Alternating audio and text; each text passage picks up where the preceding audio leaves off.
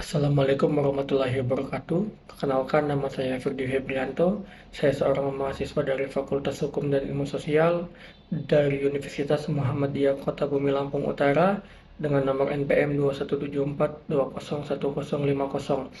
Di sini saya akan menjelaskan tentang Civil Law dan Common Law dari mata kuliah Perbandingan Hukum Pidana dengan dosen pengampu Bapak Ibrahim Fikma Idrisi SHMH.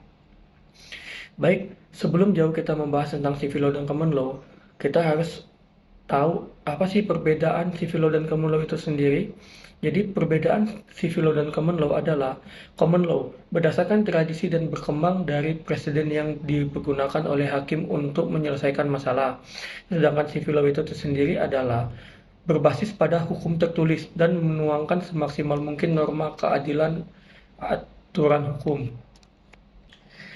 Baik, di sini saya akan menjelaskan tentang civil law terlebih dahulu. Civil law system merupakan sistem hukum yang berkembang di dataran Eropa. Sistem ini menekankan pada penggunaan aturan-aturan hukum yang sifatnya tertulis. Dalam sistematika hukumnya, karena awal perkembangannya di daratan Eropa Timur, sehingga dikenal sebagai Eropa kontinental. Civil law legal system memiliki tiga karakteristik, yakni adanya sistem kodifikasi, hakim terikat dengan presiden atau doktrin stop decisis, sehingga undang-undang menjadi rujukan hukum yang utama. Sistem hukumnya bersifat inkuisitorial. Nah, negara-negara apa saja yang menganut hukum civil law? Negara-negara yang menganut hukum civil law itu sendiri adalah Indonesia, Belanda, Jepang, dan Yunani. Mengapa Indonesia menganut hukum civil law? Karena Indonesia sendiri adalah negara bekas jajahan Belanda. Dan apa saja yang menjadi kelebihan-kelebihan sistem hukum civil law? Kelebihan sistem hukum civil law memberi keleluasaan yang besar bagi hakim untuk memutus perkara tanpa perlu meneladani putusan-putusan hakim terdahulu atau yang biasa kita kenal dengan jurisprudensi. Yang menjadi pegangan hakim adalah aturan yang dibuat oleh parlemen, yaitu undang-undang. Jadi hakim tidak dapat memutus suatu perkara tanpa meneladani undang-undang yang telah berlaku di Indonesia itu sendiri. Nah, kelemahan-kelemahan yang menjadi kelemahan hukum sivil law sendiri adalah setiap tindakan pidana harus melihat awal apakah perbuatan seseorang itu telah diatur dalam tindak pidana KUHP atau belum. Mengapa sih tindakan seseorang itu harus telah diatur dalam KUHP atau belum? Karena Indonesia sendiri memiliki 3 putusan hakim dalam tindak pidana. Putusan hakim tersebut adalah terbukti atau bersalah, bebas, dan lepas. Apa sih yang dimaksud dengan bersalah dan terbukti? Terbukti adalah ada perbuatan dan ada undang-undang yang mengatur hal itu tersebut. Sedangkan yang dimaksud oleh lepas adalah ada perbuatan, tetapi tidak ada undang-undang yang mengatur hal itu tersebut. Sehingga seseorang wajib lepas dari segala tuntutan.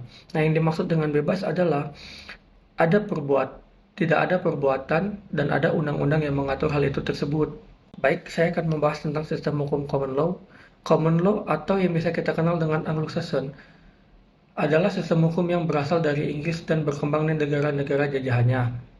Sistem hukum common law berdasarkan pada putusan pengadilan sebagai sumber hukumnya. Dalam common law, tradisi hukum yang utama adalah kebiasaan-kebiasaan yang hidup dalam masyarakat, serta perjanjian-perjanjian yang telah disepakati para pihak. Jadi sistem hukum common law ini selalu berkembang mengikuti perkembangan zaman, karena dia tidak berpatokan pada undang-undang yang mengatur hukum itu tersendiri. Nah, negara-negara yang menganut hukum common law adalah Inggris, Amerika Serikat, dan Kanada. Apa sih kelebihan hukum common law?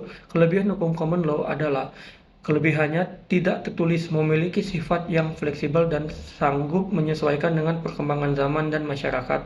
Sistem hukum common law itu selalu berkembang mengikuti perkembangan zaman dan masyarakat. Serta kelemahan sistem hukum common law itu sendiri adalah unsur kepastian hukum yang kurang terjamin dengan baik dan cenderung berjalan sangat rumit dan lambat, sehingga biaya hukum yang sangat mahal. Jadi, hukum common law itu sangat sulit dipahami oleh orang-orang awal. Hukumnya cenderung bersifat sangat lambat dan biaya hukum yang sangat mahal. Baik, saya kira hanya itu yang dapat saya jelaskan tentang civil law dan common law. Kurang lebihnya saya mohon maaf. Ada kesalahan kata saya mohon maaf. Saya akhiri wabillah.